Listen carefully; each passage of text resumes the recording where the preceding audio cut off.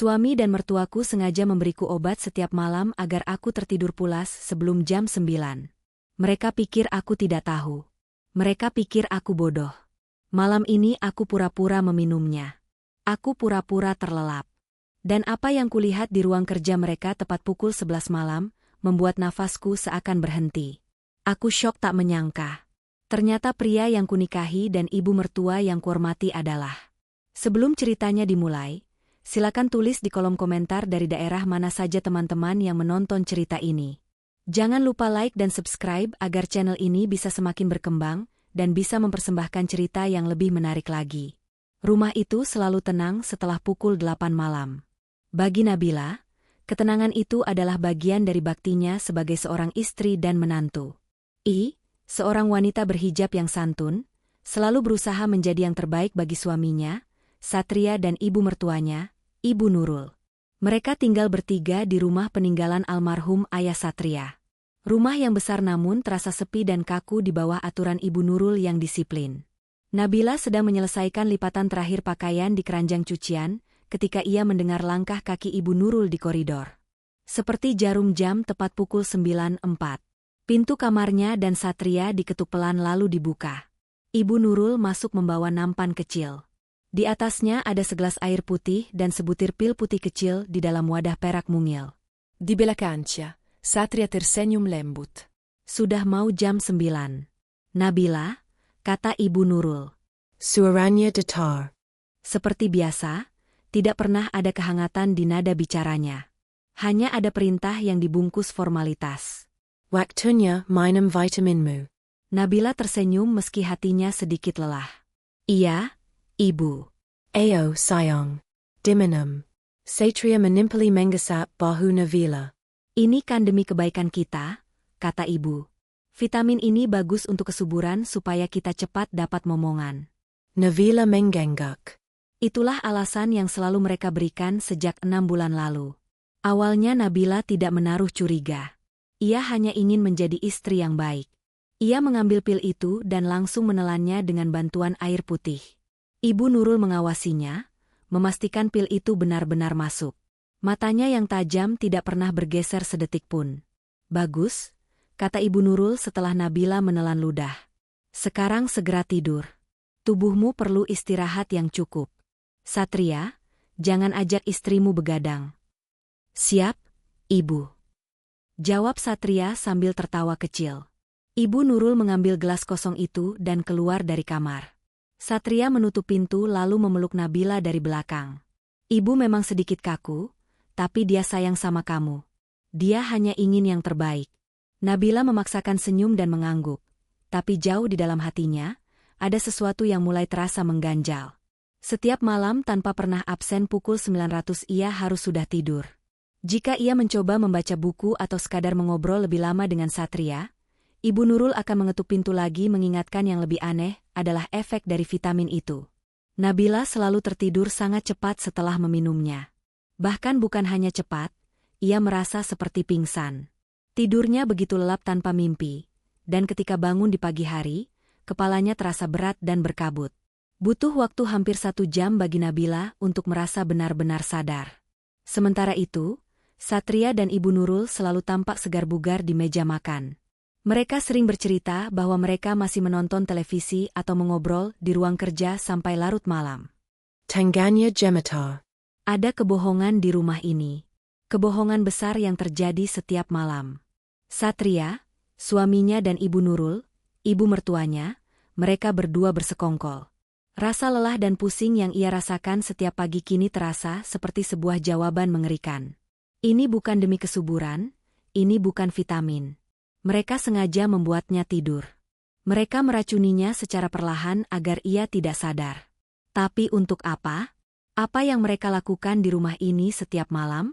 Setelah mereka yakin ia sudah terlelap tak berdaya, Nabila membuang botol itu kembali ke tempat sampah. Wajahnya pucat, tapi matanya menyeratkan tekad baru. Malam ini, ia tidak akan menelan pil itu. Nabila menghabiskan sepanjang hari dalam kegelisahan yang ia coba sembunyikan rapat-rapat. Ia memasak seperti biasa, membersihkan rumah seperti biasa, dan tersenyum pada Satria saat suaminya pulang kerja. Tapi di dalam dadanya, jantungnya berdebar seperti genderang perang. Setiap senyuman Satria kini terlihat seperti topeng. Setiap perhatian Ibu Nurul terasa seperti duri. Malam itu, jarum jam terasa bergerak lebih lambat. Pukul, Nabila sudah bersiap di kamar. Ia menyiapkan segelas air putih sendiri di atas nakas. Sengaja ia lakukan di depan Satria. "Aku haus sekali malam ini, Mas," katanya. Pukul 9 seperketukan di pintu terdengar lagi. Rutinitas yang kini terasa menakutkan. Ibu Nurul masuk membawa nampan yang sama. Tapi kali ini Nabila memperhatikan sesuatu yang baru. Ibu Nurul tidak membawa gelas air. Ia hanya membawa pil di wadah perak. "Airnya sudah ada." "Bagus," kata Ibu Nurul. Melihat gelas di nakas Nabila, ia menyerahkan pil putih itu ke tangan Nabila. Nabila menatap pil itu. Begitu kecil namun menyimpan rahasia besar. Tangannya sedikit gemetar. Satria ada di sana tersenyum. Menggawasinya. Ibu Nurul ada di sana, matanya tajam seperti elang. Ia tidak bisa lari. "Ayo, Nabila." "Diminum," desak Ibu Nurul. Nabila menarik napas. Ia sudah memikirkan ini sepanjang hari. Ia mengangkat tangan kanannya yang memegang pil ke mulutnya. Bersamaan dengan itu, ia mengangkat gelas dengan tangan kirinya. Saat bibirnya menyentuh bibir gelas, ia dengan cepat menjatuhkan pil itu dari mulutnya ke telapak tangan kanannya yang setengah terkepal. Sementara ia berpura-pura minum air dengan tegukan besar. Itu adalah gerakan sepersekian detik. Ia batuk sedikit. Uhuk airnya terlalu dingin. Alasannya pil itu kini aman di genggamannya yang tersembunyi di balik hijabnya. "Kamu tidak apa-apa?" tanya Satria tanpa khawatir. "Tidak apa-apa, Mas. Hanya kaget," jawab Nabila berusaha menenangkan suaranya. Ibu Nurul menyipitkan mata. Ia seperti sedang menganalisis Nabila. "Sudah diminum?" Nabila mengangguk cepat. "Sudah, Ibu." "Terima kasih." "Baiklah, selamat tidur," kata Ibu Nurul. Lalu berbalik dan keluar. Satria mengecup kening Nabila sebelum ikut keluar kamar, menutup pintu. Nabila tahu Satria akan kembali lagi nanti. Tapi biasanya ia dan ibunya akan berbicara dulu di ruang keluarga. Nabila segera berlari ke kamar mandi. Ia membuka genggamannya. Pil putih kecil itu ada di sana. Nyata bukti kebohongan mereka. Ia membungkus pil itu dengan selembar tisu dan menyembunyikannya di dalam kotak pembalut yang ia simpan di lemari paling atas. Tempat yang ia yakini tidak akan pernah disentuh Satria atau Ibu Nurul. Malam itu, Nabila tidak tidur. Ia berpura-pura terlelap saat Satria masuk kamar. Ia mengatur napasnya agar terdengar dalam dan teratur. Jantungnya berdebar sangat kencang. Ia menunggu. Menunggu apa yang akan terjadi selanjutnya. Keesokan paginya, Nabila harus bertindak cepat. Ia tahu ia tidak bisa menyimpan pil itu selamanya. Ia harus tahu apa benda itu sebenarnya. Nabila menggunakan alasan yang sudah ia siapkan. Ia mengatakan kepada Ibu Nurul bahwa ia ingin pergi ke pengajian khusus di Masjid Agung di pusat kota. Alasan yang sempurna karena Ibu Nurul tidak bisa melarang kegiatan keagamaan menantunya yang berhijab. "Pergi sendiri? Kenapa tidak minta Satria mengantar?" tanya Ibu Nurul. "Curiga." "Mas Satria kan kerja, Ibu. Tidak apa-apa, aku bisa naik ojek online." "Ini pengajian penting sekali, khusus muslimah," jawab Nabila dengan suara lembut namun tegas. Ibu Nurul akhirnya mengizinkan. Meski dengan wajah tidak suka, Nabila tidak pergi ke Masjid Agung. Ia mengarahkan ojek online itu ke daerah yang jauh dari rumahnya ke sebuah area ruko, tempat apotek-apotek kecil berderet.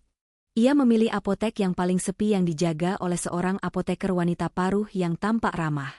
Nabila masuk dengan gugup. Ia mengeluarkan pil yang terbungkus tisu itu. "Permisi, Ibu. Saya mau tanya." Nabila memulai dengan suara pelan.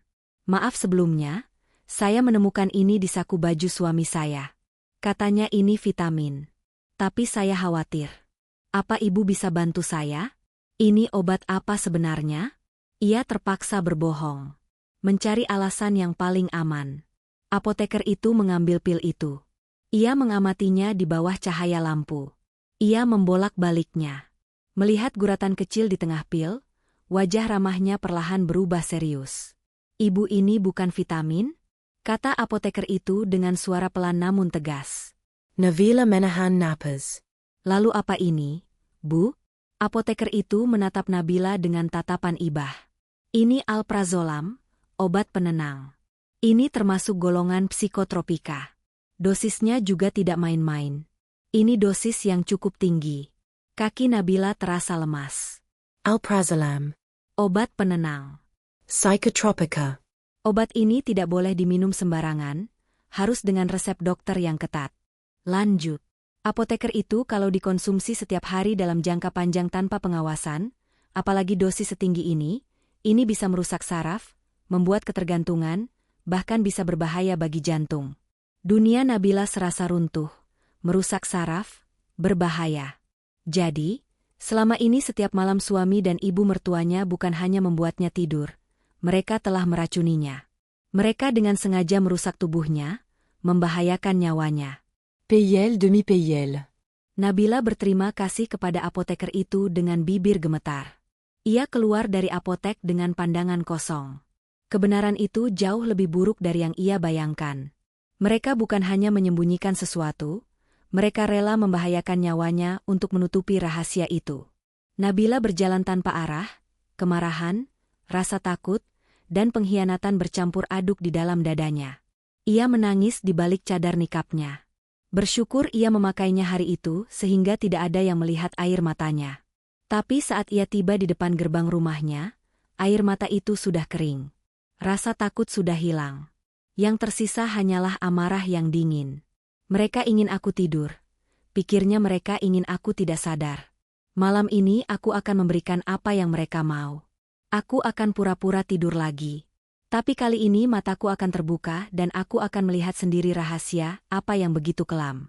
Sampai-sampai mereka rela mengorbankan nyawaku untuk menjaganya. Malam itu, Nabila merasa jarum jam di dinding berdetak seperti bom waktu. Setiap detiknya membawa ia lebih dekat pada konfrontasi yang menakutkan. Ia sudah kembali dari apotek. Menyimpan rapat rahasia mengerikan tentang pil alprazolam itu di dalam hatinya. Kini ia bukan lagi Nabila yang penurut dan polos. Ia adalah seorang wanita yang dikhianati yang kini harus berjuang untuk kebenaran dan keselamatannya sendiri. Ia memasak makan malam dengan tangan yang berusaha ia jaga agar tidak gemetar. Setiap kali Satria berbicara padanya, Nabila harus menahan diri untuk tidak berteriak. Senyum suaminya yang dulu menghangatkan hatinya kini terlihat seperti seringai iblis. Perhatian Ibu Nurul yang menanyakan apakah makanannya enak, terasa seperti racun yang lebih mematikan daripada pil siapkan. Kamu pucat sekali, Nabila, kata Satria di meja makan. Kamu tidak enak badan? Nabila hampir saja tertawa getir, hanya sedikit pusing. Mas, mungkin karena cuaca. Nanti setelah minum vitamin dan istirahat pasti membaik. Ia sengaja mengucapkan kata vitamin dengan penekanan yang hanya ia sendiri yang tahu maknanya. Ibu Nurul menatapnya, makanya jangan tunda minum vitaminmu. Tepat jam 9. Istirahat yang cukup itu kunci kesehatan. Iya, Ibu, jawab Nabila menunduk. Pukul 50. Nabila sudah berada di kamar. Jantungnya berdebar begitu kencang hingga ia takut Satria bisa mendengarnya. Ia sudah punya rencana. Ini adalah pertaruhan hidup dan mati. Ia pergi ke kamar mandi, membasuh wajahnya. Di balik cermin, ia menatap pantulan dirinya. Wanita berhijab itu tampak lelah. Matanya menyeratkan ketakutan, namun juga kemarahan yang membara. Kamu bisa melakukan ini, bisiknya pada diri sendiri. Ia mengambil kapas, membasahinya sedikit dengan air, lalu menyelipkannya di balik saku gamis rumahnya. Pukul 9 seperketukan pintu itu terdengar. Ibu Nurul dan Satria masuk. Ritual neraka itu dimulai lagi. Ibu Nurul menyerahkan pil putih kecil itu. Satria memegang sejilas air. Ayo sayang, kata Satria. Nabila mengambil pil itu. Ia tidak ragu-ragu. Ia langsung memasukkannya ke mulut. Tapi ia tidak menelannya. Dengan gerakan lidah yang sudah ia latih, ia menyelipkan pil itu di bawah lidahnya. Di bagian terdalam, menempel pada gusinya. Rasanya pahit dan getir, langsung menyengat indera perasanya. Ia segera mengambil gelas air dari Satria. Terima kasih, Mas. Lalu suara Ibu Nurul tajam, dingin, dan penuh ancaman. Siapa di luar? Suara itu siapa di luar? Melengking tajam dan dingin menusuk Nabila tepat di jantung. Ia membeku. Waktu seakan berhenti. Ia berdiri di lorong gelap. Hanya beberapa meter dari pintu ruang kerja yang terbuka. Tempat para monster yang ia kira adalah keluarganya sedang berada. Napasnya tertan di paru-paru. Ia tidak berani bergerak 1 milimeter pun. Seluruh tubuhnya kaku karena teror. Jika ia tertangkap sekarang, ia tahu ia tidak akan melihat matahari terbit lagi. Obat tidur itu akan diganti dengan racun sungguhan. Biar aku periksa, Ibu. Nabila mendengar suara Satria. Gugup tapi patuh. Suara langkah kaki mendekati pintu. Nabila memejamkan mata erat-erat. Ia tidak bisa lari kembali ke tangga. Suaranya pasti akan terdengar. Ia hanya bisa menekan tubuhnya lebih dalam ke dinding lorong yang dingin, berdoa agar kegelapan menelannya. Pintu terbuka lebih lebar. Cahaya dari ruang kerja tumpah ke lorong, menciptakan bayangan panjang dan menakutkan. Nabila berada tepat di batas antara cahaya dan kegelapan. Satria melangkah keluar. Ia melihat ke kiri ke arah tangga. Kosong. Lalu ia melihat ke kanan ke arah ruang tamu. Kosong. Nabila menahan napas. Dadanya terasa mau meledak. Tidak ada siapa-siapa, Ibu, kata Satria. Suaranya bergema di lorong yang sepi. Mungkin hanya suara tikus atau rumah ini kan sudah tua. Jangan bodoh, Satria. Bentak Ibu Nurul dari dalam. Periksa guci di lemari konsol. Aku dengar suaranya dari sana. Jantung Nabila serasa jatuh ke perut. Satria berjalan ke arahnya. Ia kini berdiri tepat di depan lemari konsol. Hanya sejarak lengan dari tempat Nabila bersembunyi menempel di dinding. Nabila bisa mencium aroma parfum mahal suaminya. Aroma yang kini membuatnya mual. Ibu mertuanya sedang berdiri di sampingnya, mengawasinya. Nabila memaksa dirinya untuk tetap rileks. Napasnya tetap dalam dan teratur. Ia merasakan sebuah bayangan menutupi wajahnya dari cahaya lampu tidur. Ibu Nurul sedang mencondongkan tubuh ke arahnya. Lalu Nabila merasakan sesuatu yang mengerikan. Tangan Ibu Nurul menyentuh bahunya. Pelan lalu sedikit lebih keras. Nabila panggil Ibu Nurul dengan suara berbisik yang sangat pelan. Nabila tidak bergerak. Ia membiarkan tubuhnya lung. Nabila Ibu Nurul mengguncang bahunya sedikit lebih kencang. Nabila tetap diam. Ini adalah ujiannya. Jika ia bergerak sedikit saja, jika kelopak matanya bergetar, semuanya akan berakhir. Guncangan itu berhenti. Ibu Nurul mendengus pelan. Bagus. Tidur yang nyenyak, menantuku. Langkah kaki itu menjauh. Pintu ditutup kembali dengan sangat pelan. Nabila baru bisa bernapas lega. Air mata panas menggenang di pelupis matanya. Betapa jahatnya mereka. Mereka tidak hanya membiusnya, mereka bahkan memeriksanya seperti seorang narapidana. Nabila menunggu lagi 30 menit, 45 menit. Tepat pukul 11 malam, ia mendengar suara aktivitas di lantai bawah. Ia tidak mendengar obrolan. Ia mendengar suara sesuatu yang berat digeser di lantai keramik. Suara srek yang pelan. Lalu ia mendengar suara bisikan. Bukan dari ruang keluarga, tapi dari arah yang lebih jauh dari ruang kerja Satria. Ruang kerja itu adalah tempat terlarang bagi Nabila. Sejak ia menikah, Ibu Nurul berkata ruangan itu menyimpan banyak dokumen penting almarhum suaminya, dan Nabila tidak boleh masuk untuk membersihkannya sekalipun. Nabila bangkit dari tempat tidur. Hijab bergo yang biasa ia pakai untuk tidur sudah terpasang. Ia bergerak tanpa suara. Kakinya menapak di lantai kayu yang dingin. Ia membuka pintu kamarnya sepelan mungkin. Hanya menyisakan celah sempit untuk ia melihat. Lorong di lantai 2 gelap gulita. Tapi di ujung tangga ia melihatnya. Cahaya redup terlihat dari bawah. Bukan cahaya dari ruang tamu, tapi dari celah di bawah pintu ruang kerja Satria. Jantungnya berdebar kencang. Tapi kini bukan karena takut. Ini karena amarah. Ia menuruni tangga. Satu persatu ia menjejakkan kakinya di bagian paling pinggir anak tangga, agar tidak menimbulkan derit. Rumah itu hening, hanya suara bisikan-bisikan pelan dari balik pintu itu. Nabila berjalan mengendap-endap di lorong lantai 1. Semakin dekat, ia bisa mendengar suara-suara itu lebih jelas. Ada suara Ibu Nurul, dingin dan berwibawa. Ada suara satria terdengar patuh dan sedikit gugup. Dan ada suara lain. Suara pria berat dan asing. Nabila sampai di depan pintu ruang kerja itu. Pintu kayu jati yang tebal itu tertutup rapat. Ia tidak bisa melihat apa-apa, tapi ia bisa mendengar. Pastikan semuanya aman, Satria. Jangan sampai ada kesalahan, kata suara Ibu Nurul.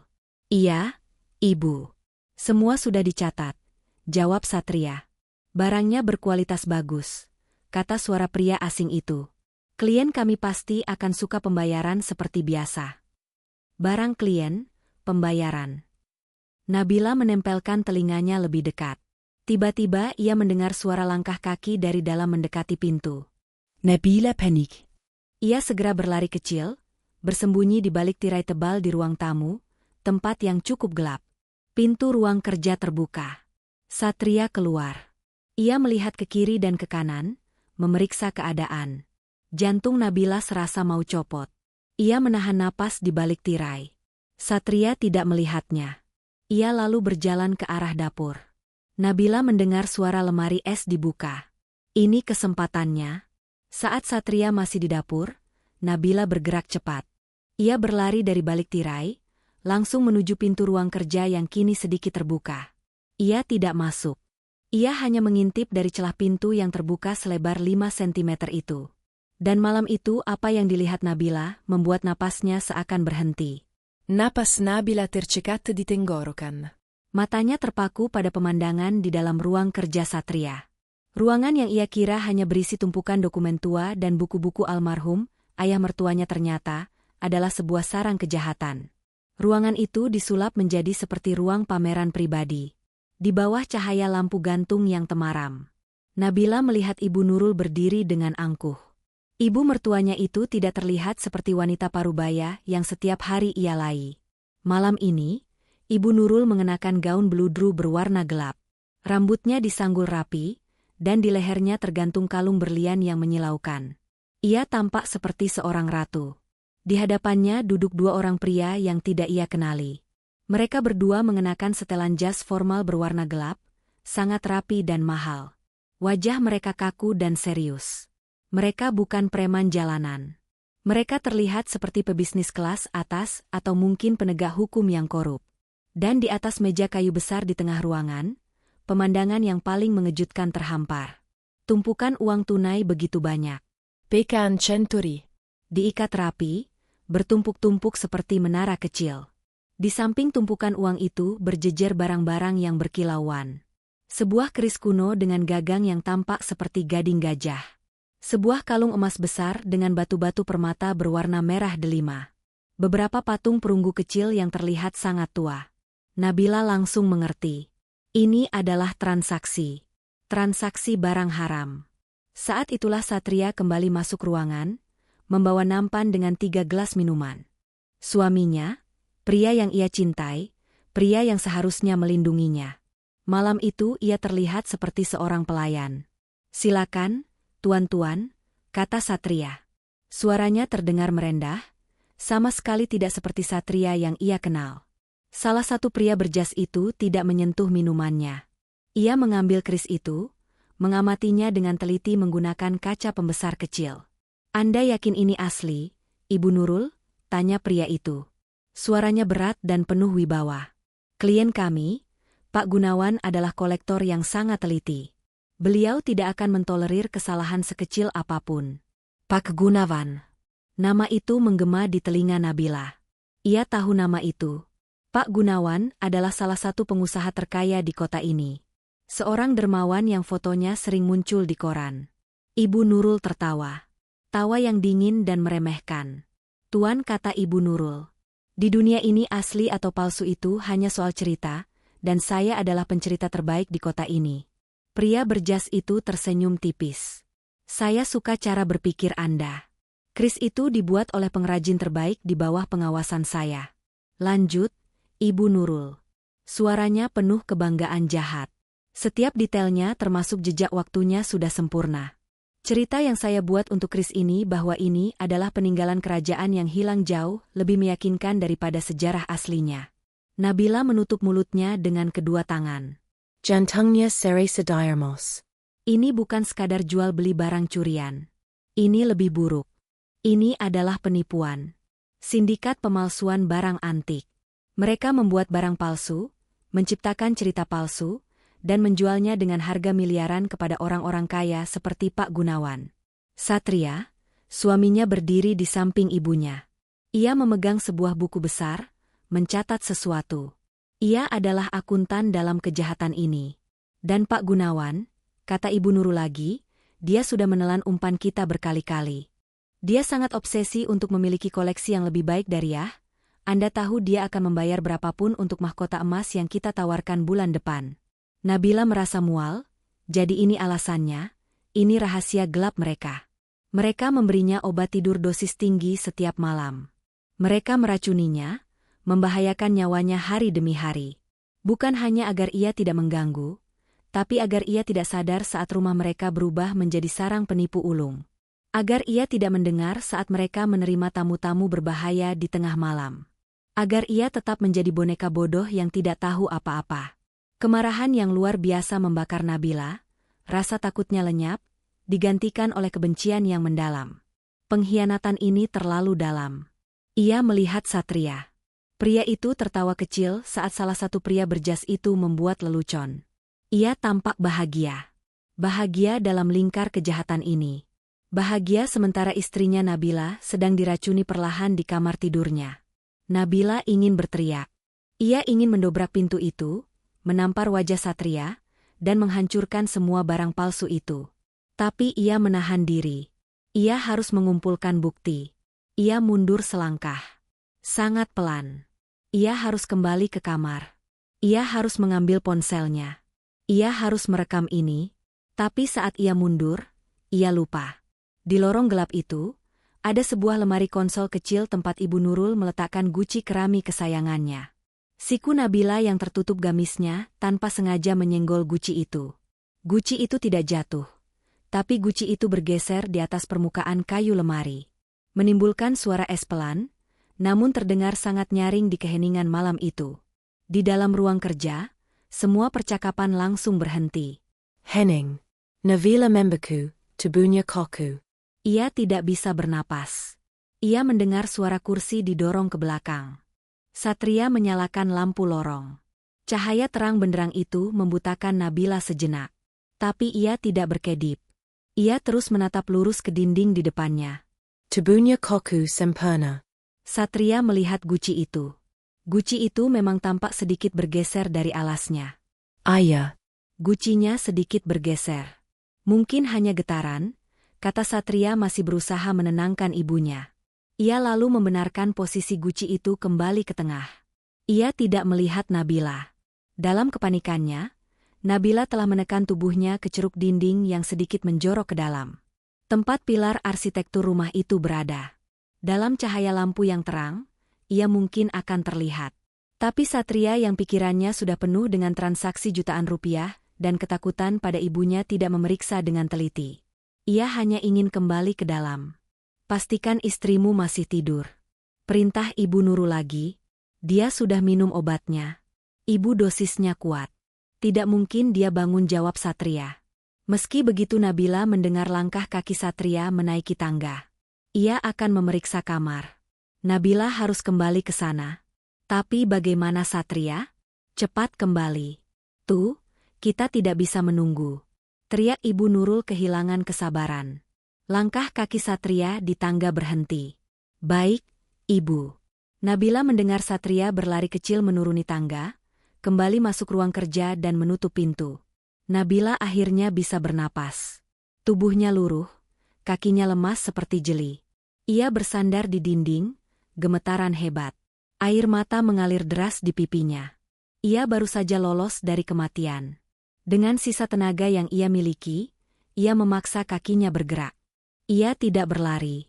Ia merayap setenang mungkin, menaiki tangga, kembali ke kamarnya. Ia menutup pintu tanpa suara, menguncinya dari dalam, dan merosot di baliknya. Ia menangis tanpa suara di balik hijab bergo yang ia kenakan. Menang isi nasibnya, menang isi pengkhianatan suaminya, menang isi kebodohannya selama ini. Ia tidak tidur malam itu. Ia duduk di lantai yang dingin, memeluk lututnya sampai azan subuh berkumandang. Keesokan harinya, Nabila harus memainkan peran terberat dalam hidupnya. Peran sebagai istri bodoh yang terbius. Saat Satria masuk kamar setelah subuh, Nabila sudah pura-pura tertidur lelap di ranjang. Pagi itu di meja makan, ia harus terlihat pusing, berkabut, dan sedikit linglung.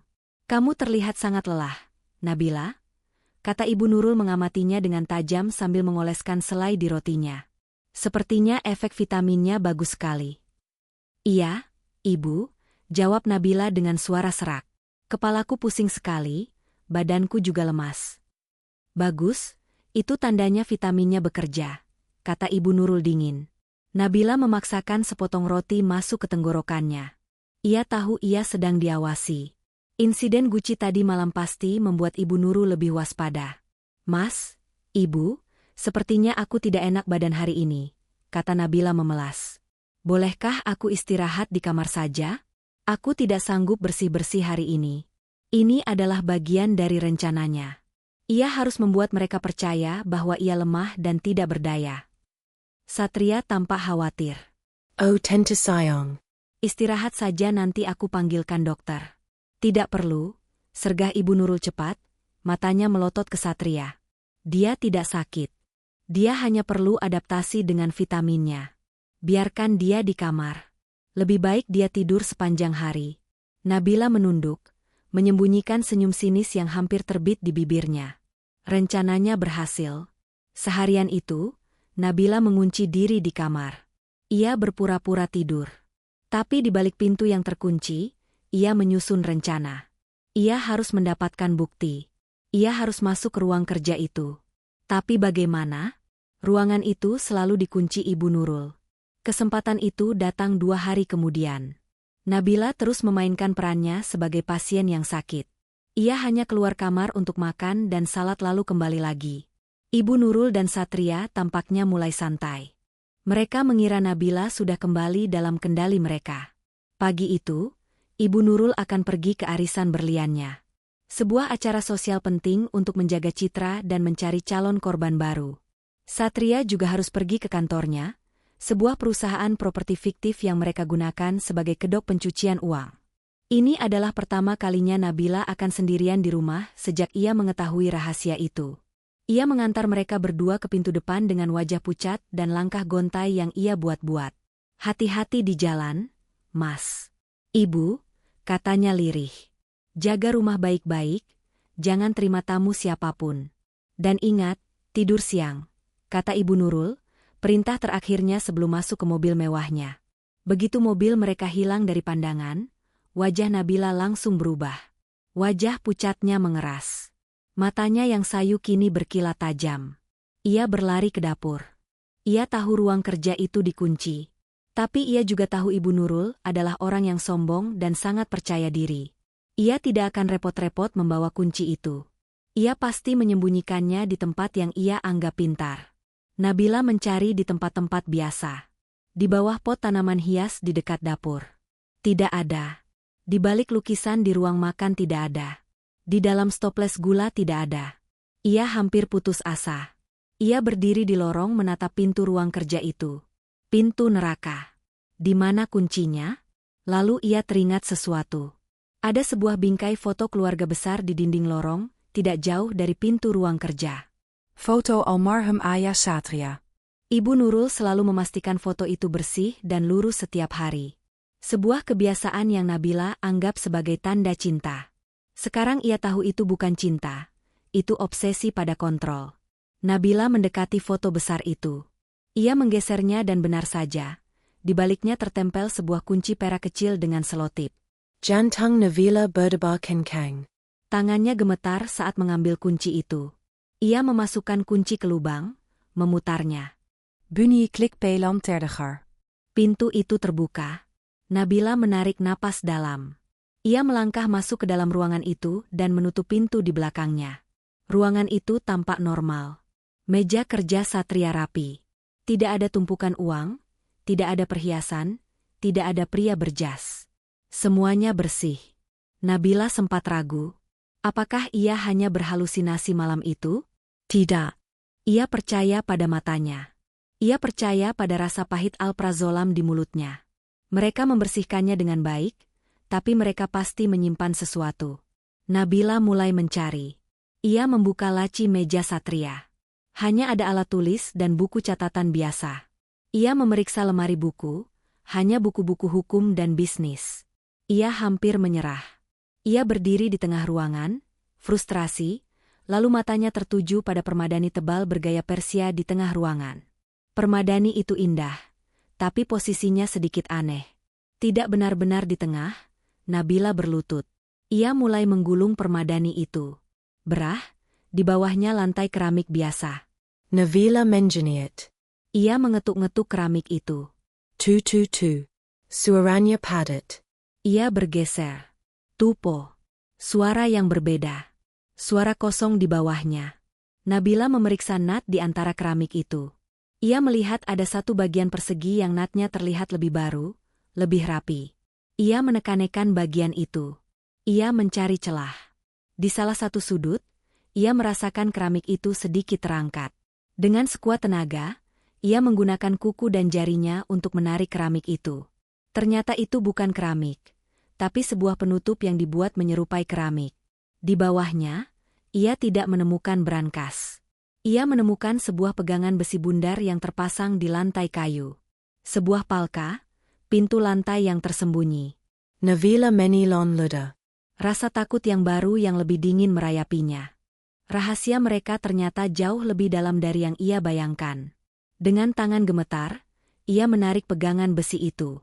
Pintu palka itu terbuka dengan derit pelan, mengeluarkan bau apek, debu, dan sesuatu yang lain. Bau kimia yang samar. Sebuah tangga kayu yang curam terlihat menuju kegelapan pekat di bawah rumah. Nabila terdiam di depan lubang gelap itu.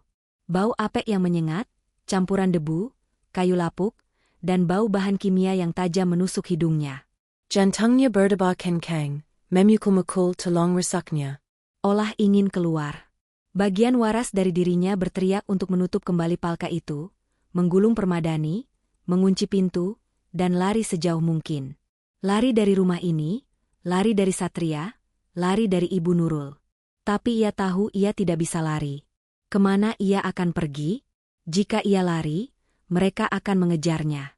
Mereka tidak akan membiarkan saksi mata kejahatan mereka hidup bebas. Ia akan selamanya hidup dalam ketakutan. Dan yang lebih penting, ada kemarahan yang membara di dalam dirinya. Kemarahan karena dibohongi, diracuni, dan dianggap bodoh. Ia tidak akan lari.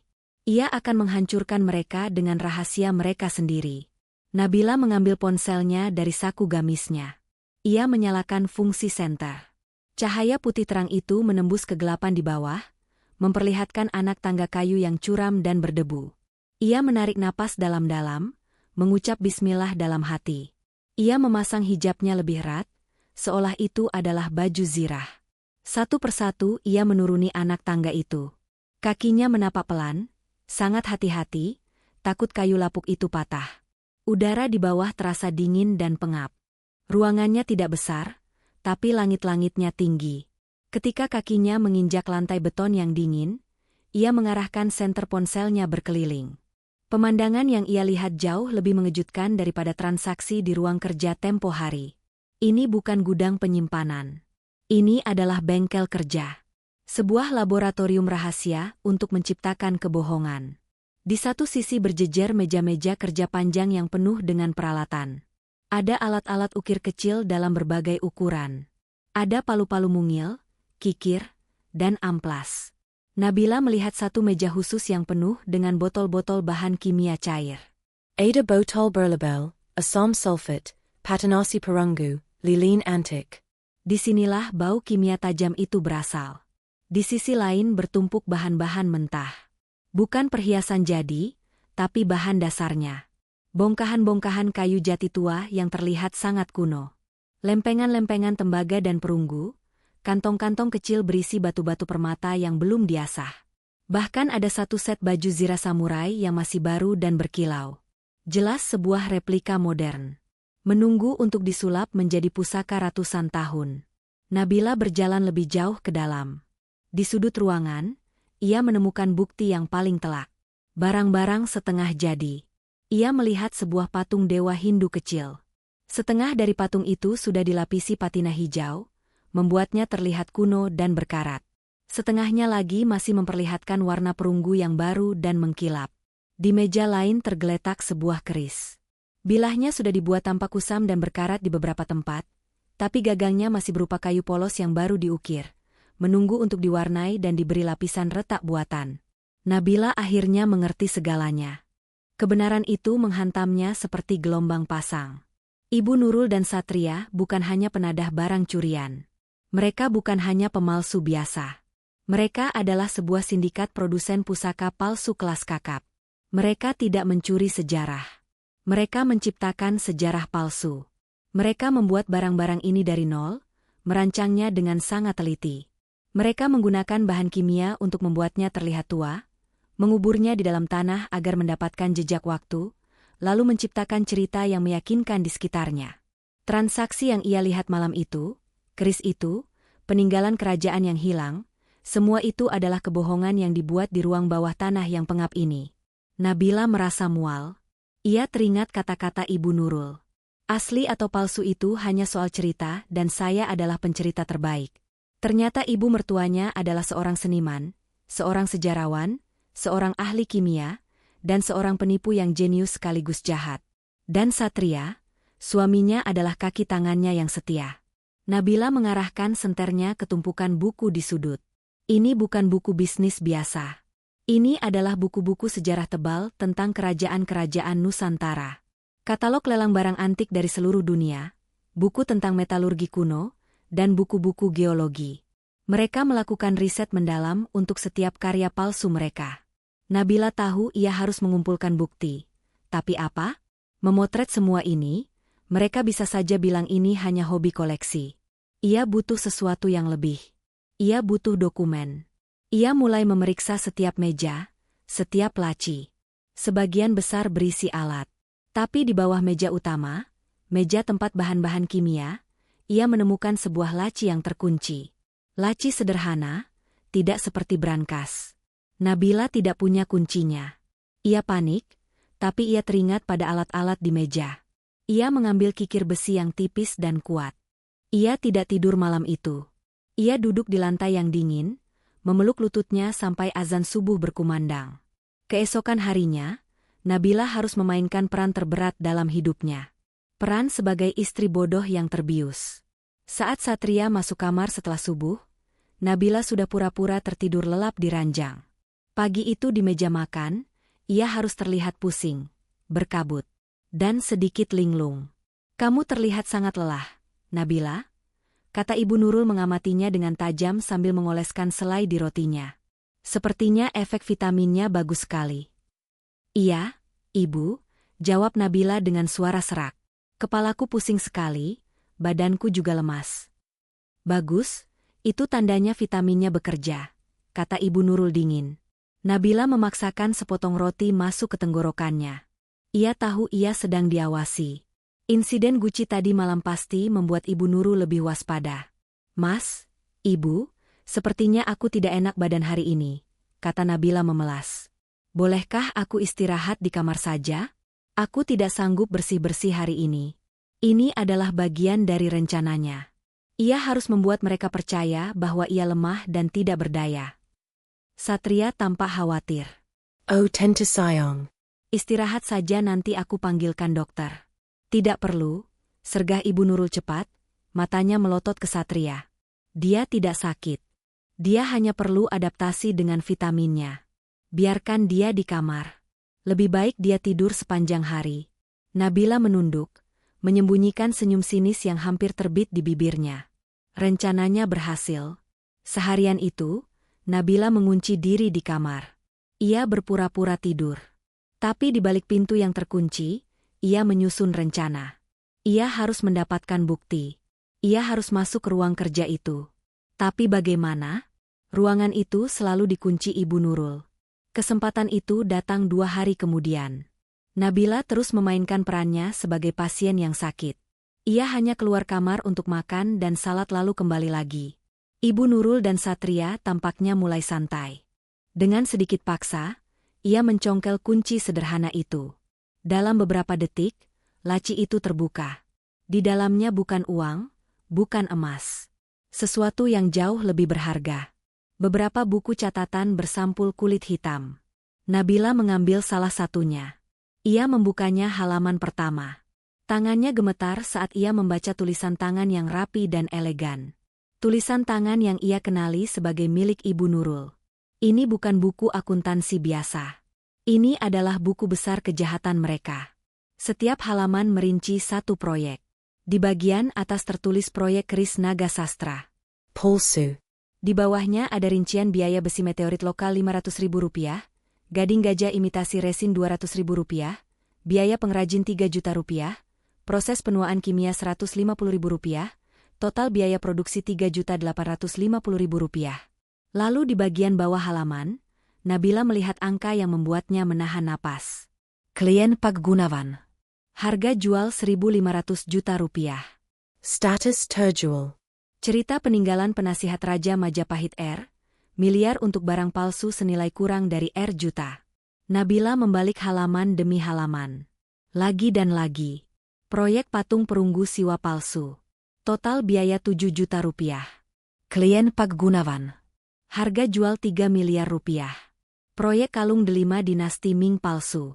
Total biaya Rp1 juta. Klien Pak Gunawan.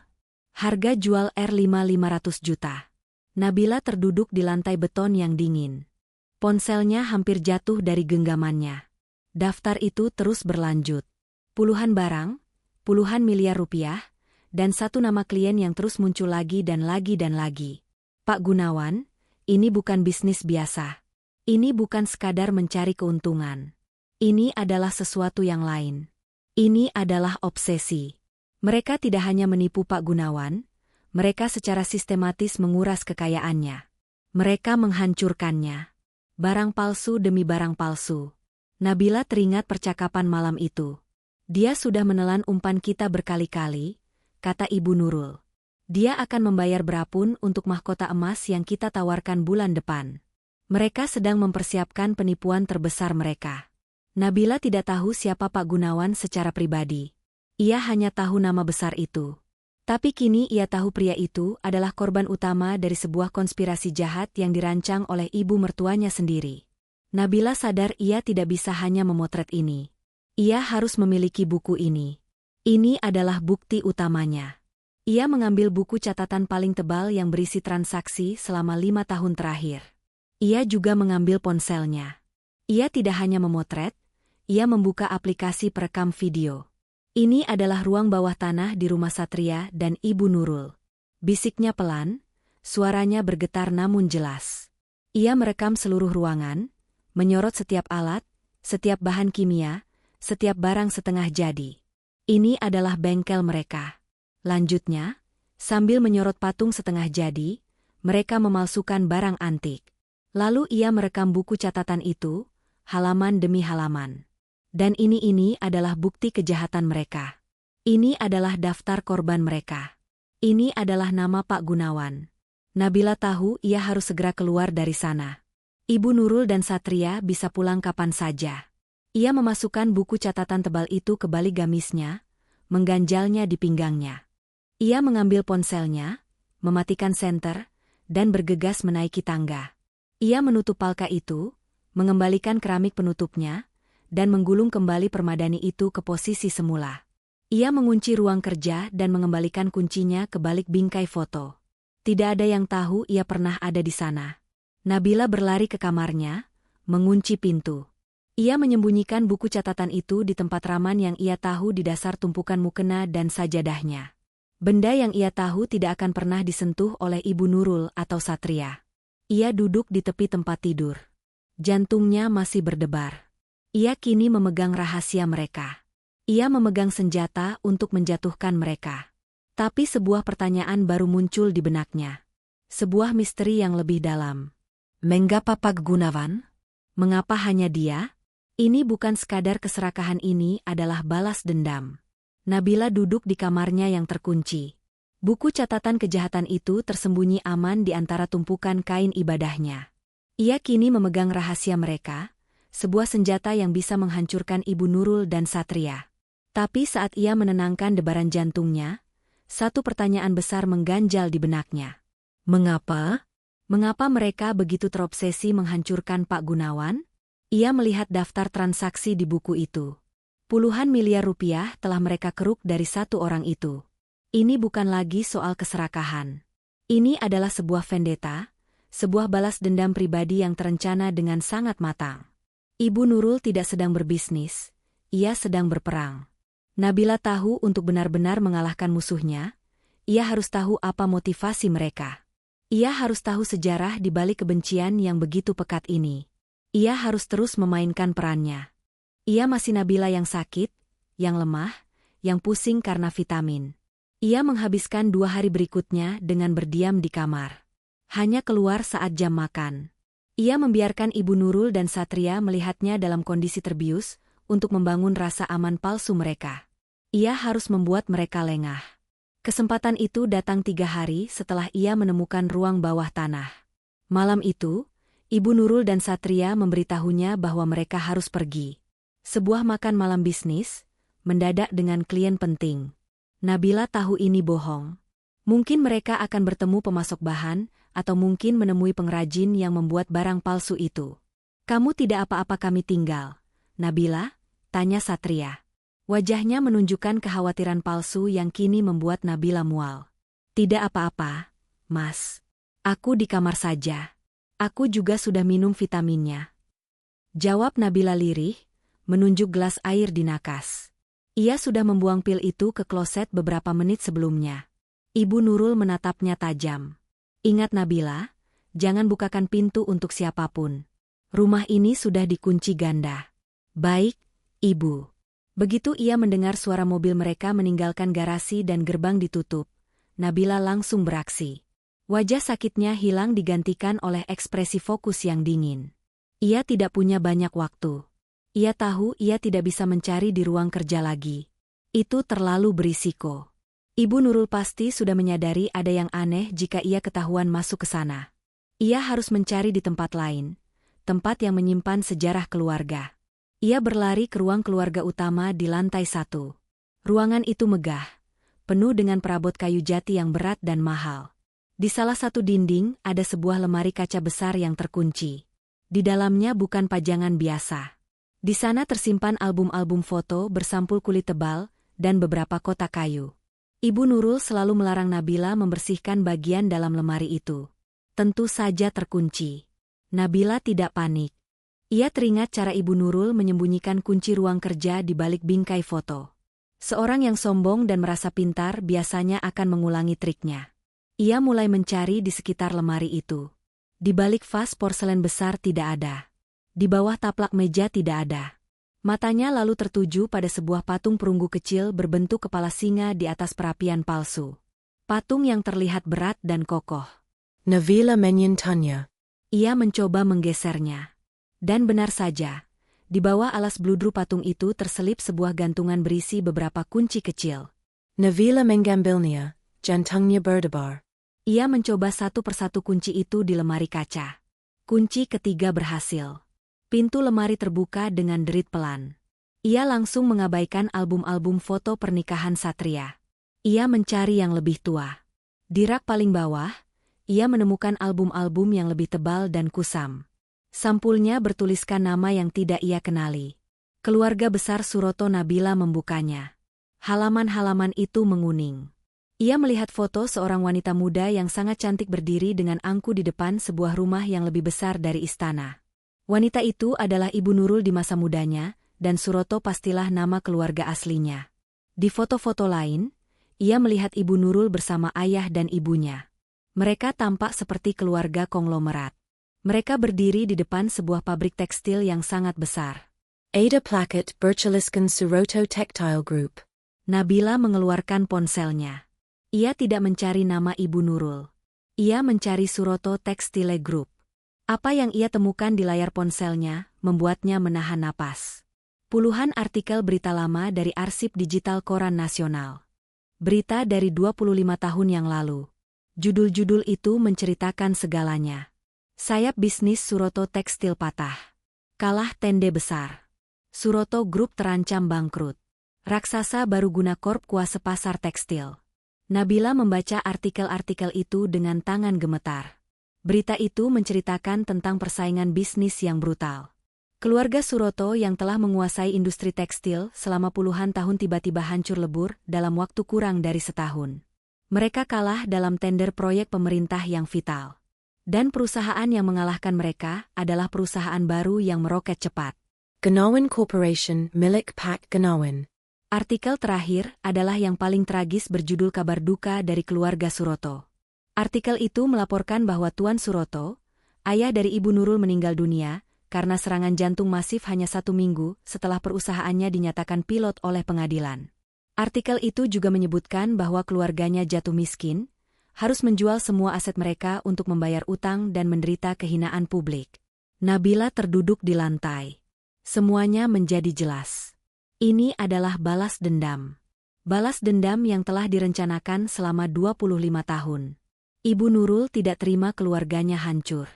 Ia menyalahkan Pak Gunawan atas segalanya, atas kebangkrutan ayahnya, atas kematian ayahnya, atas kehinaan yang ia rasakan. Dan kini ia membalas dendam dengan cara yang paling kejam. Ia tidak menghancurkan bisnis Pak Gunawan. Itu terlalu biasa. Ia menghancurkan sesuatu yang paling dicintai Pak Gunawan. Reputasinya sebagai kolektor. Ia menguras kekayaan Pak Gunawan, keping demi keping menggunakan barang palsu yang ia buat sendiri. Ia membuat Pak Gunawan membayar untuk setiap penderitaan yang ia alami dengan bunga yang sangat besar. Nabila merasa mual. Ia kini mengerti mengapa Satria begitu patuh. Satria, suaminya pasti telah dibesarkan dengan cerita ini. Ia telah diracuni dengan kebencian ini sejak ia masih kecil. Ia diajari untuk membenci nama Gunawan. Ia melihat ini bukan sebagai kejahatan, tapi sebagai bakti seorang anak untuk membalaskan dendam kakeknya dan mengembalikan kehormatan ibunya. Nabila menutup album itu. Ia mengembalikan kunci, mengunci lemari, dan menaruh patung singa itu kembali ke tempatnya. Ia mendengar suara garasi dibuka. Mereka sudah pulang. Lebih cepat dari yang ia duga. Nabila panik. Ia berlari secepat kilat menaiki tangga, masuk ke kamarnya, dan menguncinya. Ia melompat ke tempat tidur, menarik selimut, dan memejamkan mata. Ia mengatur napasnya agar terdengar berat dan dalam seperti orang yang tertidur pulas di bawah pengaruh obat. Beberapa menit kemudian, ia mendengar pintu kamarnya dibuka pelan. Itu pasti Ibu Nurul. Ia merasakan hawa dingin di dekatnya. Ibu mertuanya sedang mengawasinya. Nabila tetap diam. Setelah hening yang terasa seperti keabadian, pintu itu ditutup kembali. Nabila membuka matanya di kegelapan. Ia kini tahu segalanya. Ia tahu kejahatannya. Ia tahu rahasianya, dan ia tahu motivasinya. Ia melihat ke arah tumpukan mukenanya. Tempat buku catatan itu tersembunyi. Ia teringat percakapan yang ia dengar di ruang kerja tentang mahkota emas yang akan mereka tawarkan bulan depan. Itu pasti akan menjadi pukulan final untuk Pak Gunawan. Nabila tahu ia tidak bisa menunggu. Ia tidak bisa hanya mengumpulkan bukti. Ia harus menghentikan transaksi itu. Ia harus menjebak mereka saat mereka sedang beraksi. Waktu kini menjadi musuh Nabilah. Ia tahu dari buku catatan yang ia curi dan dari percakapan yang ia dengar bahwa proyek mahkota emas adalah puncak dari balas dendam Ibu Nurul. Ini adalah transaksi terbesar dan terakhir yang dirancang untuk menghancurkan Pak Gunawan sepenuhnya. Ia tidak tahu kapan tepatnya itu akan terjadi. Buku catatan yang ia ambil adalah catatan lama. Rincian proyek baru ini pasti ada di buku lain atau di kepala Ibu Nurul. Ia harus mencari tahu tanggalnya. Ia kembali memainkan perannya sebagai istri yang sakit. Tapi ia butuh telinga di lantai bawah. Ia tidak bisa lagi mengandalkan keberuntungan menguping dari lantai 2. Suatu sore, Nabila sedang berada di dapur, berpura-pura mengambil air minum. Ibu Nurul dan Satria sedang berbicara di ruang makan.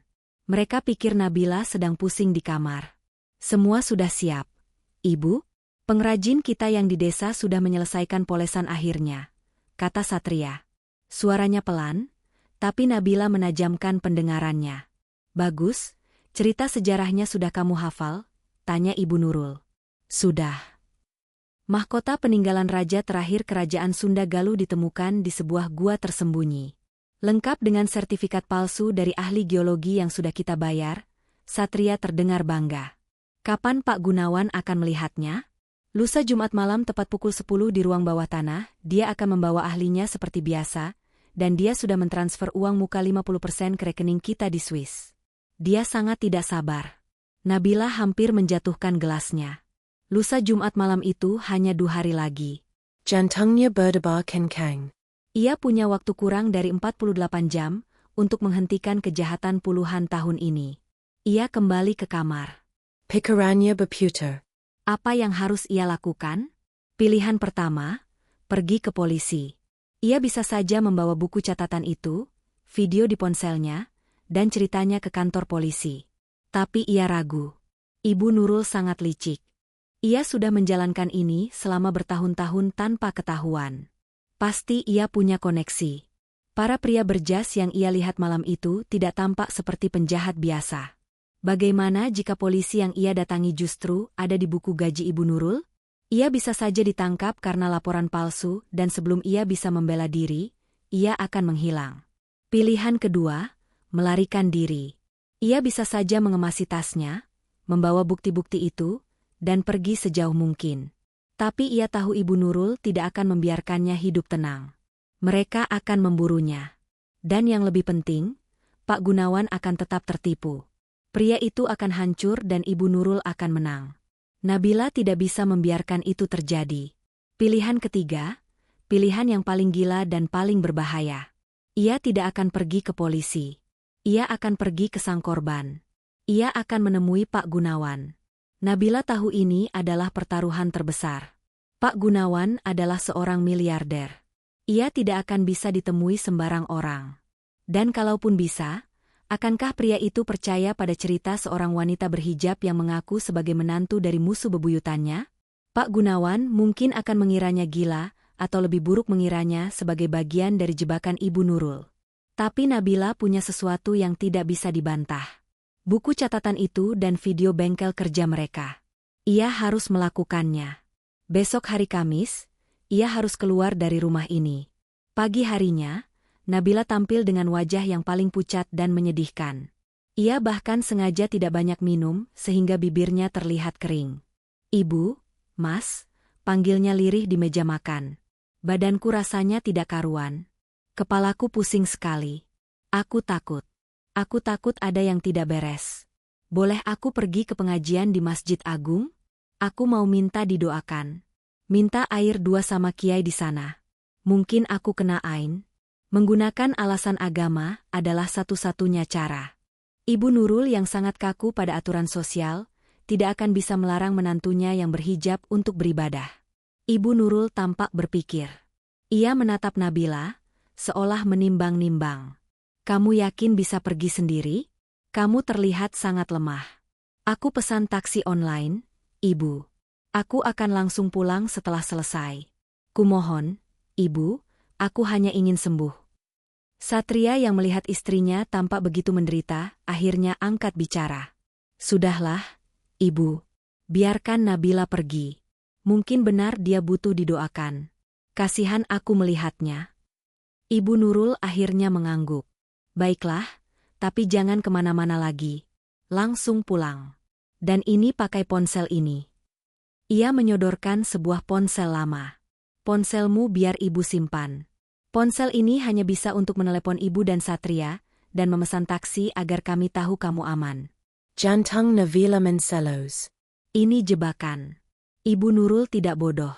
Ia akan melacaknya. "Tapi Ibu, ponselku tidak ada tapi-tapi atau kamu tidak usah pergi sama sekali?" kata Ibu Nurul dingin. Nabila tidak punya pilihan. Ia mengangguk pasrah.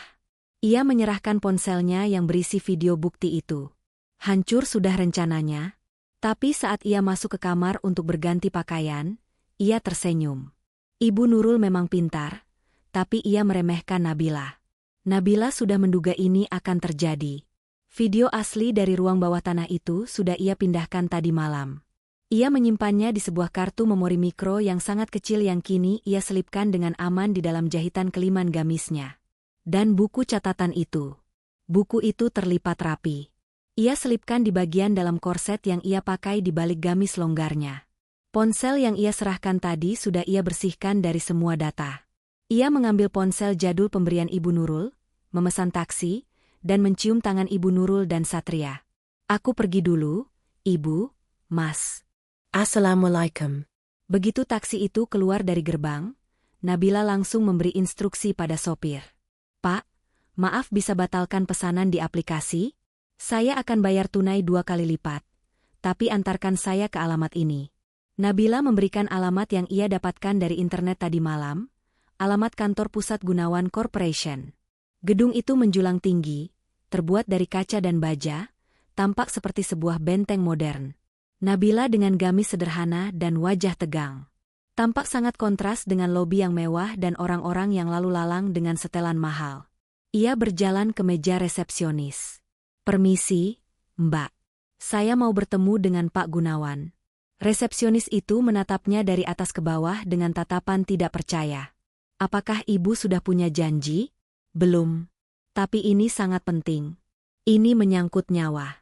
Pak Gunawan tidak bisa ditemui tanpa janji." "Ibu, ada ratusan orang yang ingin bertemu beliau setiap hari," kata resepsionis itu kembali sibuk dengan komputernya. Nabila tidak menyerah. "Tolong, Mbak, sampaikan pada beliau. Ini soal Ibu Nurul, ini soal mahkota emas." Resepsionis itu berhenti mengetik. Ia mengangkat wajahnya. Nama Ibu Nurul mungkin tidak ia kenali, tapi mahkota emas adalah kode yang ia kenali. Itu adalah nama proyek pribadi Pak Gunawan yang dijadwalkan besok malam. Sangat rahasia. Resepsionis itu menatap Nabila dengan pandangan baru. Bukan lagi pandangan meremehkan, tapi curiga. "Siapa nama Anda?" "Saya Nabila." Resepsionis itu mengangkat telepon. "Pak Hardi, ada seorang wanita di lobi namanya Nabila. Dia tidak punya janji, tapi dia menyebut mahkota emas." Hening sejenak. "Baik, Pak, saya tahan di sini." Resepsionis itu menutup telepon. "Silakan duduk, Ibu. Asisten pribadi Pak Gunawan akan turun menemui Anda." Nabila terduduk di sofa lobi yang dingin. Tubuhnya gemetar hebat. Ia telah melewati garis, tidak ada jalan untuk kembali. Ia kini berada di sarang musuh dari musuhnya. Ia hanya bisa berdoa, semoga Pak Gunawan lebih baik dari Ibu Nurul. Nabila duduk di sofa kulit yang dingin di lobi Gunawan Corporation. Jantungnya berdebar kencang. Setiap detik terasa seperti 1 jam. Ia memegang ponsel jadul pemberian Ibu Nurul. Sadar bahwa ia mungkin sedang dilacak. Tapi ia sudah mengambil keputusan. Ia sudah melewati titik di mana ia bisa kembali. Seorang pria tinggi tegap dengan setelan jas rapi dan piece di telinganya menghampiri Nabila. Wajahnya kaku tanpa ekspresi. "Ibu Nabila, nama saya Hardi, asisten pribadi Pak Gunawan. Ikut saya." Nabila tidak dibawa ke ruang rapat biasa. Ia dibawa melalui lift pribadi yang membutuhkan kartu akses khusus. Naik ke lantai tertinggi gedung itu. Lantai itu hening dan mewah. Mereka melewati beberapa penjaga keamanan berjas, sebelum akhirnya masuk ke sebuah ruangan yang lebih mirip perpustakaan pribadi daripada kantor. Dindingnya terbuat dari kayu gelap dan rak-rak buku yang menjulang tinggi. Di tengah ruangan, di balik meja kayu mahoni yang sangat besar duduk seorang pria. Dia adalah Pak Gunawan. Nabila langsung mengenalinya dari foto-foto di koran. Ia tampak lebih tua di kehidupan nyata dengan rambut yang sudah memutih di pelipisnya. Tapi matanya sangat tajam. Setajam mata Ibu Nurul. Nabila seketika merasa ciut. "Selamat siang," kata Pak Gunawan. Suaranya berat dan berwibawa. "Hardi bilang Anda menyebut nama mahkota emas.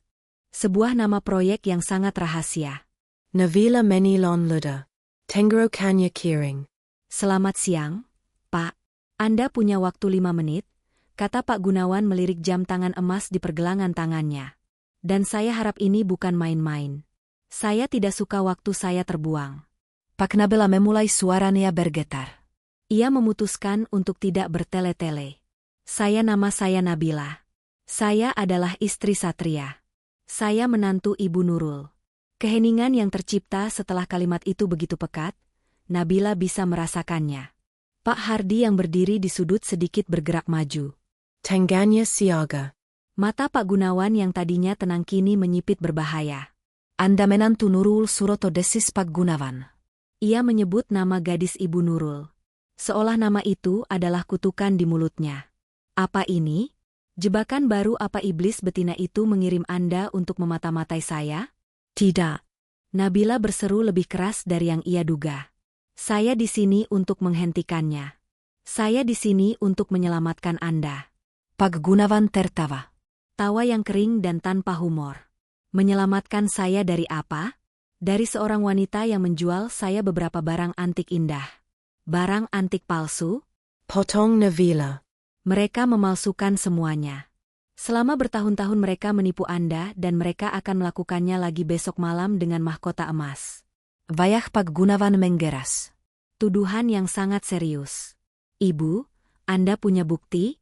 Saya punya, kata Nabila. Disinilah pertaruhannya. Ia merogoh ke balik korset di balik gamisnya. Pak Hardi maju selangkah. Waspada. Nabila mengeluarkan buku catatan bersampul kulit hitam itu dan meletakkannya di atas meja Pak Gunawan. Apa ini?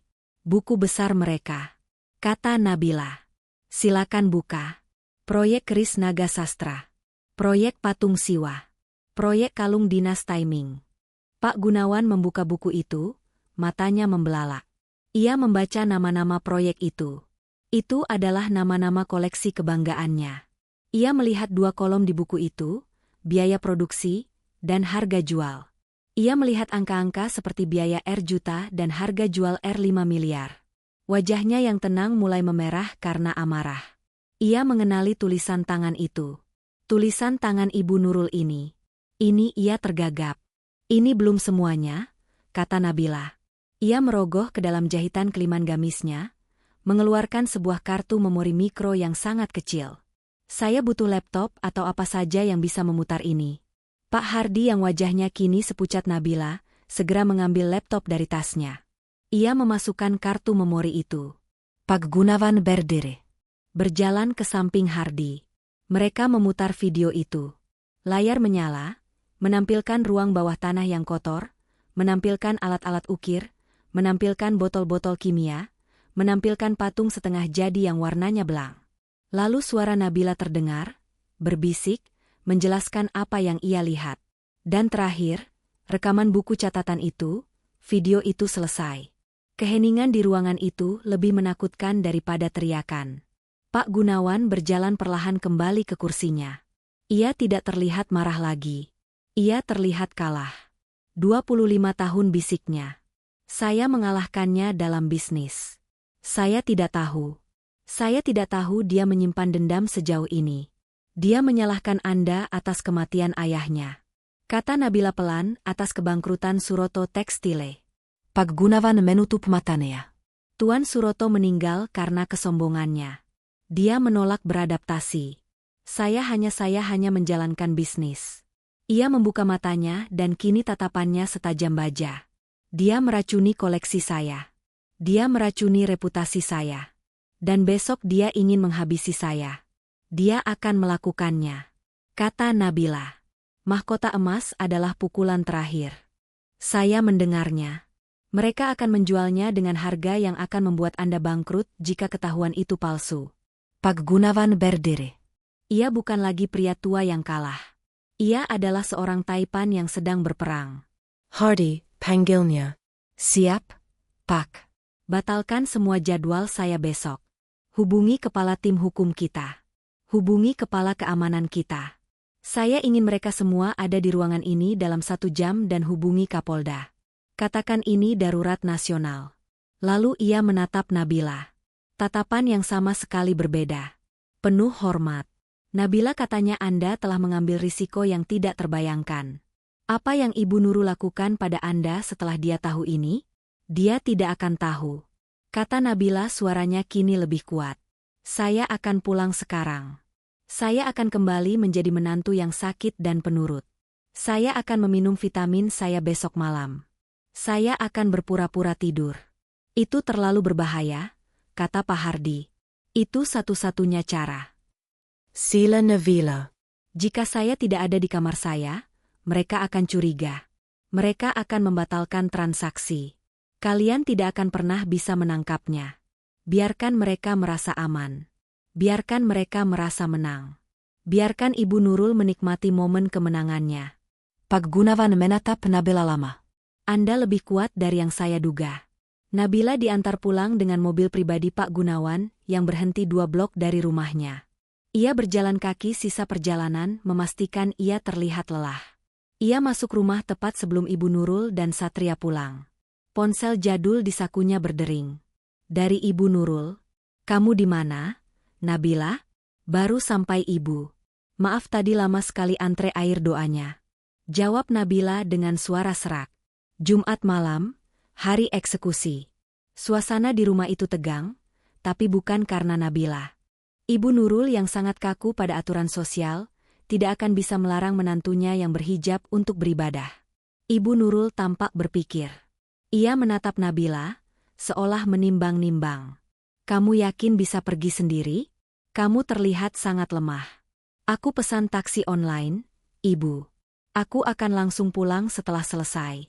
Kumohon, Ibu, aku hanya ingin sembuh." Satria yang melihat istrinya tampak begitu menderita, akhirnya angkat bicara. "Sudahlah, Ibu. Biarkan Nabila pergi. Mungkin benar dia butuh didoakan. Kasihan aku melihatnya." Ibu Nurul akhirnya mengangguk. "Baiklah, tapi jangan kemana-mana lagi. Langsung pulang. Dan ini pakai ponsel ini." Ia menyodorkan sebuah ponsel lama. "Ponselmu biar Ibu simpan. Ponsel ini hanya bisa untuk menelepon Ibu dan Satria, dan memesan taksi agar kami tahu kamu aman." Jantung Nabila menselos. Ini jebakan. Ibu Nurul tidak bodoh. Ia akan melacaknya. "Tapi Ibu, ponselku tidak ada tapi-tapi atau kamu tidak usah pergi sama sekali?" kata Ibu Nurul dingin. Nabila tidak punya pilihan. Ia mengangguk pasrah. Ia menyerahkan ponselnya yang berisi video bukti itu. Hancur sudah rencananya. Tapi saat ia masuk ke kamar untuk berganti pakaian, ia tersenyum. Ibu Nurul memang pintar, tapi ia meremehkan Nabila. Nabila sudah menduga ini akan terjadi. Video asli dari ruang bawah tanah itu sudah ia pindahkan tadi malam. Ia menyimpannya di sebuah kartu memori mikro yang sangat kecil yang kini ia selipkan dengan aman di dalam jahitan keliman gamisnya. Dan buku catatan itu. Buku itu terlipat rapi. Ia selipkan di bagian dalam korset yang ia pakai di balik gamis longgarnya. Ponsel yang ia serahkan tadi sudah ia bersihkan dari semua data. Ia mengambil ponsel jadul pemberian Ibu Nurul, memesan taksi, dan mencium tangan Ibu Nurul dan Satria. "Aku pergi dulu, Ibu, Mas." Assalamualaikum. Begitu taksi itu keluar dari gerbang, Nabila langsung memberi instruksi pada sopir. "Pak, maaf bisa batalkan pesanan di aplikasi? Saya akan bayar tunai 2 kali lipat. Tapi antarkan saya ke alamat ini." Nabila memberikan alamat yang ia dapatkan dari internet tadi malam, alamat kantor pusat Gunawan Corporation. Gedung itu menjulang tinggi, terbuat dari kaca dan baja, tampak seperti sebuah benteng modern. Nabila dengan gamis sederhana dan wajah tegang. Tampak sangat kontras dengan lobi yang mewah dan orang-orang yang lalu lalang dengan setelan mahal. Ia berjalan ke meja resepsionis. "Permisi, Mbak. Saya mau bertemu dengan Pak Gunawan." Resepsionis itu menatapnya dari atas ke bawah dengan tatapan tidak percaya. "Apakah Ibu sudah punya janji?" "Belum. Tapi ini sangat penting. Ini menyangkut nyawa. Pak Gunawan tidak bisa ditemui tanpa janji." "Ibu, ada ratusan orang yang ingin bertemu beliau setiap hari," kata resepsionis itu kembali sibuk dengan komputernya. Nabila tidak menyerah. "Tolong, Mbak, sampaikan pada beliau. Ini soal Ibu Nurul, ini soal mahkota emas." Resepsionis itu berhenti mengetik. Ia mengangkat wajahnya. Nama Ibu Nurul mungkin tidak ia kenali, tapi mahkota emas adalah kode yang ia kenali. Itu adalah nama proyek pribadi Pak Gunawan yang dijadwalkan besok malam. Sangat rahasia. Resepsionis itu menatap Nabila dengan pandangan baru. Bukan lagi pandangan meremehkan, tapi curiga. "Siapa nama Anda?" "Saya Nabila." Resepsionis itu mengangkat telepon. "Pak Hardi, ada seorang wanita di lobi namanya Nabila. Dia tidak punya janji, tapi dia menyebut mahkota emas." Hening sejenak. Baik, Pak, saya tahan di sini. Resepsionis itu menutup telepon. Silakan duduk, Ibu. Asisten pribadi Pak Gunawan akan turun menemui Anda. Nabila terduduk di sofa lobi yang dingin. Tubuhnya gemetar hebat. Ia telah melewati garis, tidak ada jalan untuk kembali. Ia kini berada di sarang musuh dari musuhnya. Ia hanya bisa berdoa, semoga Pak Gunawan lebih baik dari Ibu Nurul.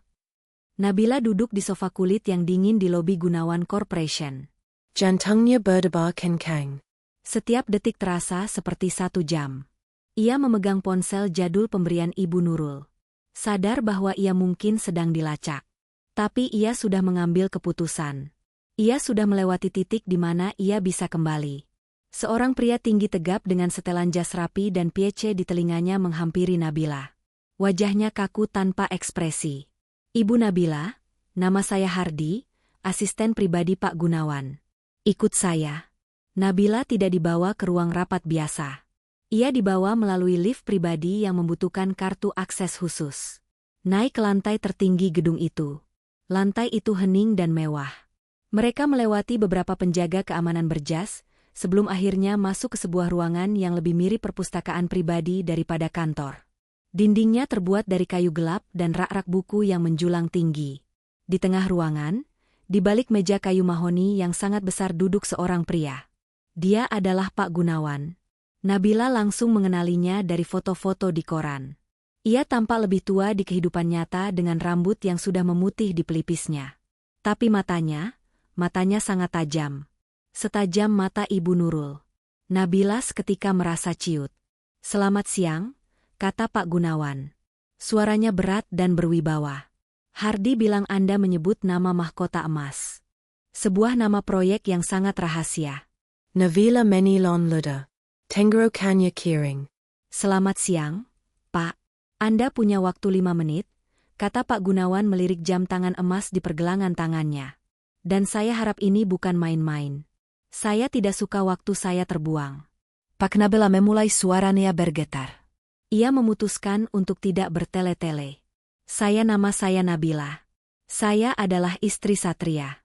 Saya menantu Ibu Nurul." Keheningan yang tercipta setelah kalimat itu begitu pekat, Nabila bisa merasakannya. Pak Hardi yang berdiri di sudut sedikit bergerak maju. Tangannya siaga. Mata Pak Gunawan yang tadinya tenang kini menyipit berbahaya. "Anda menantu Nurul Suroto desis Pak Gunawan." Ia menyebut nama gadis Ibu Nurul. Seolah nama itu adalah kutukan di mulutnya. "Apa ini? Jebakan baru apa iblis betina itu mengirim Anda untuk memata-matai saya?" "Tidak." Nabila berseru lebih keras dari yang ia duga. "Saya di sini untuk menghentikannya. Saya di sini untuk menyelamatkan Anda." Pak Gunawan tertawa. Tawa yang kering dan tanpa humor. "Menyelamatkan saya dari apa?" "Dari seorang wanita yang menjual saya beberapa barang antik indah." "Barang antik palsu?" Potong Nabila. "Mereka memalsukan semuanya. Selama bertahun-tahun mereka menipu Anda dan mereka akan melakukannya lagi besok malam dengan mahkota emas."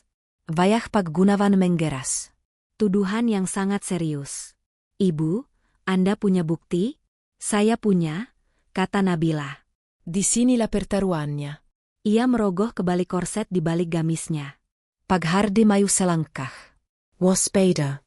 Nabila mengeluarkan buku catatan bersampul kulit hitam itu, dan meletakkannya di atas meja Pak Gunawan. "Apa ini?" "Buku besar mereka," kata Nabila. "Silakan buka. Proyek Keris Naga Sastra. Proyek Patung Siwa. Proyek Kalung Dinas Timing." Pak Gunawan membuka buku itu, matanya membelalak. Ia membaca nama-nama proyek itu. Itu adalah nama-nama koleksi kebanggaannya. Ia melihat 2 kolom di buku itu, biaya produksi, dan harga jual. Ia melihat angka-angka seperti biaya R juta dan harga jual R 5 miliar. Wajahnya yang tenang mulai memerah karena amarah. Ia mengenali tulisan tangan itu. Tulisan tangan Ibu Nurul ini. Ini ia tergagap. "Ini belum semuanya," kata Nabila. Ia merogoh ke dalam jahitan keliman gamisnya, mengeluarkan sebuah kartu memori mikro yang sangat kecil. "Saya butuh laptop atau apa saja yang bisa memutar ini." Pak Hardi yang wajahnya kini sepucat Nabila, segera mengambil laptop dari tasnya.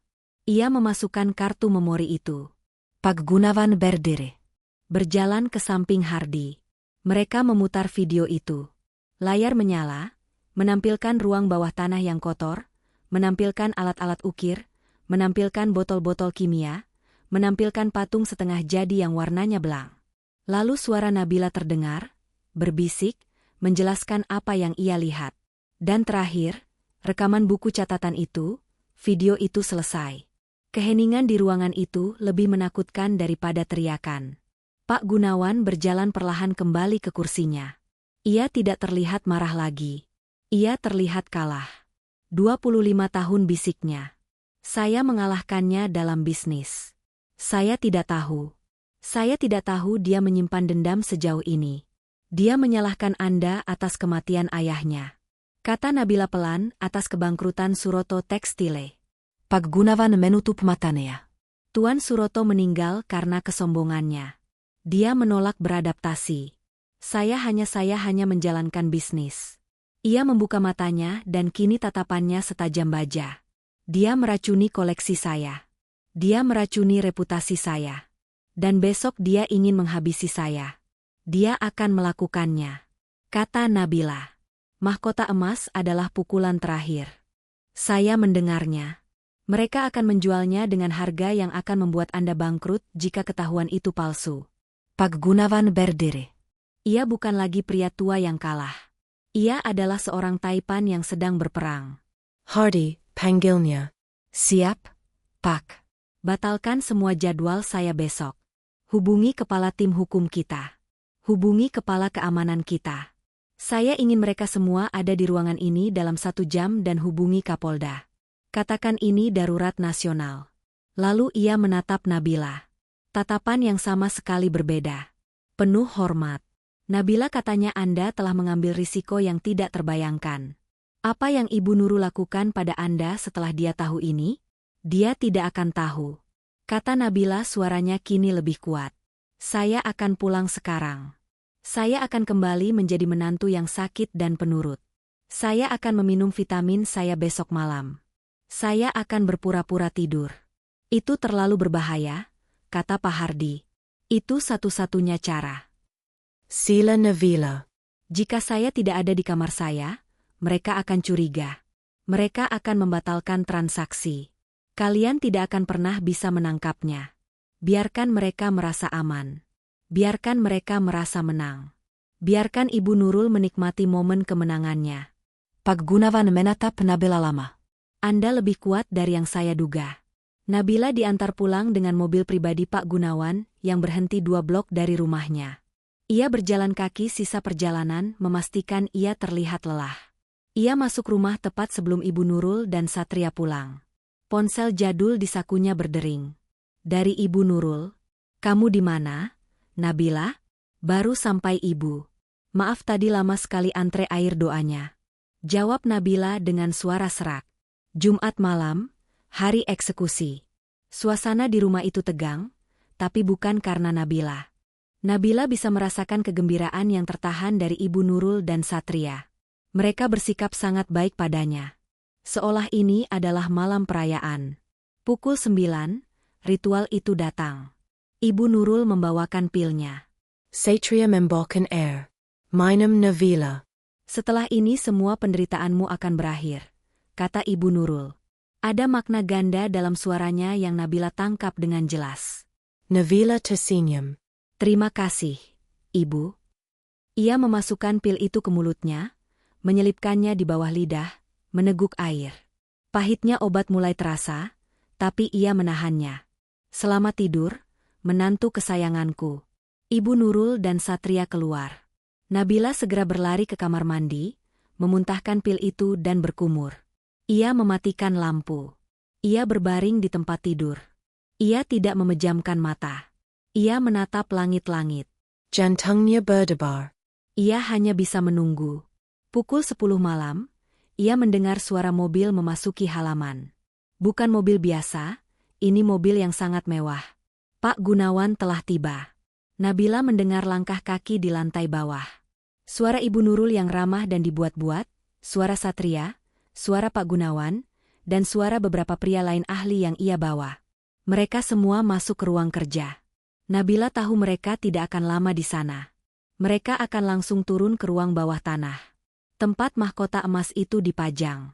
Nabila menunggu 30 menit, 40 menit. Tiba-tiba ia mendengar suara gaduh dari bawah. Bukan teriakan, tapi suara benda-benda berat dibanting. Suara perintah yang tegas. Jangan bergerak, polisi. Jantung Nabila melempat. Sudah dimulai. Di ruang bawah tanah, pemandangannya seperti di film. Pak Gunawan dan Ahlia sedang mengagumi mahkota emas palsu yang diletakkan di atas beludru merah. Ibu Nurul tersenyum, matanya berkilat penuh kemenangan. Satria sudah menyiapkan dokumen transfer ban. Luar biasa, kata Pak Gunawan. Sebuah karya yang luar biasa. Tentu saja, kata Ibu Nurul. Ini asli peninggalan raja. Palsu, potong ke Pak Gunawan. Senyumnya hilang. Luar biasa palsu. Sama seperti semua yang ada di ruangan ini. Sama seperti Anda, Nurul. Wajah Ibu Nurul berubah. Senyumnya lenyap, digantikan oleh kebingungan lalu kemarahan. Apa maksud Anda? Beraninya Anda? Beraninya saya? Pak Gunawan tertawa. Permainan selesai, Nurul, balas dendamu berakhir malam ini. Saat itulah pintu palka di atas mereka terbuka, tapi bukan Nabila yang muncul. Puluhan anggota tim polisi berseragam hitam, bersenjata lengkap, menyerbu masuk menuruni tangga. Semuanya tiarap. Satria menjerit seperti anak kecil. Ia melempar buku catatannya dan mencoba lari. Tapi ia tidak punya tempat tujuan. Ia langsung ditangkap dan dibanting ke lantai. Tapi Ibu Nurul, dia tidak bergerak. Dia tidak berteriak. Wajahnya berubah dari kaget menjadi topeng kebencian yang murni. Saat tangannya diborgol ke belakang, matanya tidak menatap Pak Gunawan. Matanya juga tidak menatap polisi. Matanya menatap lurus ke tangga, seolah menembus lantai langsung ke kamar Nabila. Dia tahu saat itulah Nabila muncul. Ia berjalan menuruni tangga ruang kerja dengan tenang. Hijabnya rapi, wajahnya tenang. Ia berhenti di depan palka, menatap ke bawah ke neraka yang ia bongkar. Ibu Nurul yang sedang didorong paksa oleh dua petugas melihat Nabila. Mata mereka bertemu. Kamu, desis Ibu Nurul. Suaranya seperti ular. Dasar pelacur kecil. Pengkhianat. Kamu yang melakukan ini. Satria yang wajahnya sudah penuh air mata dan ingus melihat Nabila. Nabila, kenapa sayang? Kenapa kamu lakukan ini? Ibu melakukan ini semua untuk kita, untuk masa depan kita. Nabila menatap suaminya, pria yang ia cintai, yang ternyata hanyalah boneka ibunya. Untuk pertama kalinya, Nabila tidak merasakan cinta. Ia hanya merasakan iba untuk kita, Mas. Tanya Nabila, suaranya pelan namun terdengar jelas di seluruh ruangan, atau untuk balas dendam dan kebencian ibu yang tidak ada habisnya. Ia menatap Satria yang menangis. Selama ini aku yang kalian buat tertidur. Tapi malam ini justru kalian berdua yang baru saja dibangunkan. Nabila berbalik, tidak sanggup lagi melihat mereka. Ia berjalan ke pintu depan, membukanya dan menghirup udara malam yang segar. Udara kebebasan. Rumah megah itu yang tadinya merupakan penjara sunyi bagi Nabila kini berubah menjadi pusat komando. Puluhan petugas polisi lalu lalang mengamankan barang bukti. Ruang bawah tanah yang tersembunyi kini terang benderang oleh lampu sorot. Setiap alat ukir, botol kimia, dan barang palsu didokumentasikan dengan teliti.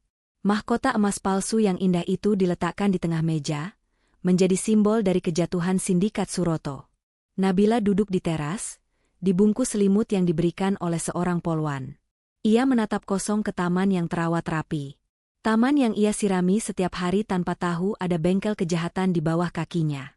Pak Gunawan dan tim pengacaranya mendampinginya. Mereka memastikan Nabila diperlakukan sebagai saksi kunci dan korban, bukan sebagai tersangka. Anda sudah melakukan hal yang benar, Nabila, kata Pak Gunawan pelan duduk di kursi di sebelahnya. Anda tidak hanya menyelamatkan saya, Anda menyelamatkan banyak orang lain yang mungkin akan menjadi korban mereka selanjutnya. Nabila hanya mengangguk. Ia merasa lelah. Lelah yang teramat sangat. Seolah ia baru saja bangun dari tidur panjang yang penuh mimpi buruk. Saya hanya ingin semua ini selesai, bisiknya. Saya ingin pergi dari sini dan Anda akan pergi. Janji Pak Gunawan. Kami akan memastikan Anda aman. Proses hukum berjalan cepat. Kasus ini menjadi berita utama nasional. Sindikat pusaka palsu kelas kakap terbongkar, balas dendam 25 tahun berakhir di ruang bawah tanah, menantu jadikan obat tidur sebagai senjata. Persidangan itu adalah sebuah drama. Ibu Nurul dengan pengacara mahal yang ia sewa berusaha memutarbalikkan fakta. Ia menuduh Nabila yang bersekongkol dengan Pak Gunawan untuk menjebaknya. Ia mengklaim Nabila adalah istri durhaka yang cemburu. Tapi bukti-bukti itu tidak terbantahkan. Buku catatan yang Nabila curi, video dari ruang bawah tanah, puluhan barang palsu yang disita. Dan yang paling memberatkan, kesaksian dari para pengrajin di desa yang mengaku dibayar oleh Satria untuk membuat replika yang tidak mereka ketahui akan dijual sebagai barang asli. Nabila harus bersaksi. Saat ia berjalan ke podium saksi, dengan gamis dan hijabnya yang rapi, seluruh ruang sidang hening. Ia menatap lurus ke depan, menghindari tatapan Satria yang memohon dan tatapan Ibu Nurul yang penuh kebencian. Dengan suara yang jelas dan tenang, ia menceritakan semuanya. Ia menceritakan tentang vitamin malam hari. Ia menceritakan tentang pil alprazolam yang ia temukan. Ia menceritakan malam ketika ia pura-pura tidur dan melihat transaksi itu. Ia menceritakan tentang ruang bawah tanah. Tim pengacara Ibu Nurul berusaha menyerangnya. Jadi, Anda sengaja menjebak suami dan ibu mertua Anda. Anda seorang pengkhianat. Nabila menata pengacara itu dengan tenang. Saya tidak menjebak. Saya mencari kebenaran. Yang saya temukan adalah kejahatan. Saya diracuni setiap hari di rumah saya sendiri oleh orang yang seharusnya melindungi saya. Apakah melindungi diri saya sendiri adalah sebuah pengkhianatan? Ruang sidang gempar. Pukulan terakhir datang dari kesaksian ahli medis. Dokter memaparkan bahaya konsumsi alprazolam dosis tinggi setiap hari tanpa resep. Pasien bisa mengalami kerusakan saraf permanen, kegagalan organ, dan bahkan kematian. Apa yang mereka lakukan pada Nabila adalah percobaan pembunuhan yang diperlambat. Satria Henke. Di sidang berikutnya, ia menangis dan mengakui semuanya. Ia mengaku bersalah. Ia menceritakan bagaimana ibunya telah mendidiknya dengan kebencian sejak kecil. Ia memohon ampunan kepada Nabila yang hanya duduk diam tanpa ekspresi. Ibu Nurul, di sisi lain tetap diam dingin dan angkuh sampai akhir. Ia tidak pernah menunjukkan penyesalan. Vonis Dibakoken. Ibu Nurul dan Satria dinyatakan bersalah atas semua tuduhan. Penipuan terorganisir, pemalsuan, pencucian uang, dan yang terberat percobaan membahayakan nyawa Nabila. Ibu Nurul mendapat hukuman penjara seumur hidup. Satria karena pengakuannya mendapat 20 tahun, karma telah menuntaskan tugasnya. Nabila menceraikan Satria saat suaminya itu masih dalam proses sidang. Rumah dan seluruh aset kekayaan Ibu Nurul disita oleh negara untuk membayar kerugian. Nabila keluar dari pengadilan sebagai wanita bebas. Ia tidak mengambil sepeser pun harta Gonogini. Ia hanya membawa kopernya dan nama baiknya yang telah pulih. Beberapa minggu kemudian Pak Gunawan menemuinya. Saya datang bukan untuk memberi Anda imbalan, kata pria tua itu. Saya datang untuk memberikan keadilan. Ia menyerahkan sebuah amplop kepada Nabila. Tim pengacara saya telah mengajukan gugatan perdata atas nama Anda. Atas kerugian fisik dan mental yang Anda alami selama berbulan-bulan diracuni. Pengadilan mengabulkannya. Ini adalah ganti rugi yang diambil dari aset sitaan Ibu Nurul. Ini bukan hadiah dari saya. Ini adalah hak Anda. Nabila membukanya. Jumlah di dalam cek itu sangat besar. Cukup untuk ia hidup mewah seumur hidupnya. 1 tahun kemudian di sebuah jalan yang ramai di pusat kota, sebuah galeri seni baru saja dibuka. Galeri itu tidak besar, tapi sangat indah dan terang. Namanya Galer Nirmala. Nirmala yang berarti murni, bersih, tanpa cacat. Di dalamnya bukan dipajang barang-barang antik palsu, tapi dipajang karya-karya seni asli dari para pengrajin desa, ukiran kayu, patung perunggu, dan kain tenun. Galeri itu memiliki misi untuk mempromosikan seniman lokal dan memberikan mereka harga yang pantas. Di sudut galeri ada sebuah ruangan kecil dengan plakat, jasa autentikasi, dan penilaian seni. Tempat itu didirikan untuk membantu kolektor menghindari penipuan. Persis seperti yang dialami Pak Gunawan, seorang wanita berhijab yang anggun dengan senyum yang hangat dan mata yang cerdas sedang berbicara dengan seorang seniman muda. Ia adalah Nabila. Ia adalah pemilik galeri itu. Ia menggunakan uang ganti ruginya bukan untuk balas dendam atau kemewahan, tapi untuk membangun sesuatu yang jujur. Ia melawan kebohongan Ibu Nurul dengan kebenaran. Saat galeri hendak tutup, Nabila melihat jam di dinding. Jarum jam menunjukkan pukul 10 malam. Nabila tersenyum. Ia ingat, dulu jam 10 malam adalah saat di mana ia berada di titik terlemahnya, terbaring tak sadar di ranjangnya. Malam ini pukul 10, ia baru saja menyelesaikan rapat dewan direksi yayasan seninya. Ia tidak lelah, ia tidak mengantuk, ia merasa bersemangat. Nabila mematikan lampu galeri, menguncinya, dan berjalan keluar. Ia menghirup udara malam yang sejuk. Ia tidak lagi pura-pura tidur. Ia benar-benar terjaga dan akhirnya ia bebas. Yeah.